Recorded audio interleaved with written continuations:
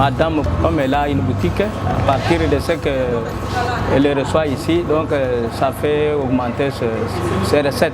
Même du côté de la famille, parce que maintenant, pour les frais de minerval des enfants, tout ça, maintenant ça se fait sans problème, à partir de cette mutuelle ici d'épargne.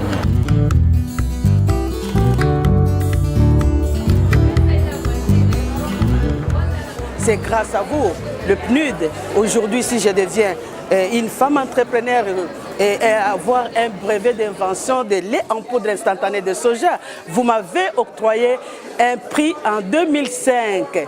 Je vous rappelle, peut-être vous avez déjà oublié, un prix en 2005 de $1000 à cette époque, c'était beaucoup. C'est grâce à ça que j'ai commencé mon unité de production. Je vous en remercie. Et voilà, aujourd'hui, vous continuez toujours à nous soutenir. Nous osons croire, avec vous, avec l'aide de PNUD, avec l'aide de l'FPI, les producteurs qui étaient petits, surtout des femmes, des productrices qui sont trop petites, qui ne sont pas reconnues, deviendront des grandes productrices. Pourquoi pas faire des entreprises?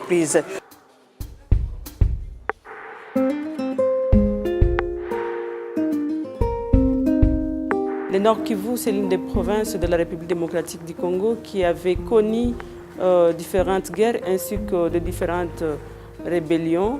Et quand vous interrogez l'histoire, vous voyez que tous ces hommes armés, sans foi ni loi, utilisaient les violences sexuelles comme armes de guerre. Nous avons monté des mécanismes ensemble avec nos partenaires pour arriver à réduire sensiblement ces fléaux, ainsi qu'aussi apporter des pistes et des solutions à toutes ces victimes-là et aussi les orienter dans les structures médicales pour une prise en charge médicale et aussi une prise en charge psychologique.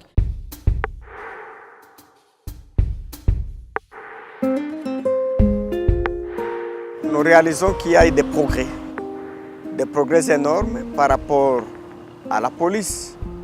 C'est-à-dire qu'au départ, il y avait très peu d'officiers de police judiciaire, c'est-à-dire des enquêteurs qui enquêtaient sur les cas de violences sexuelles.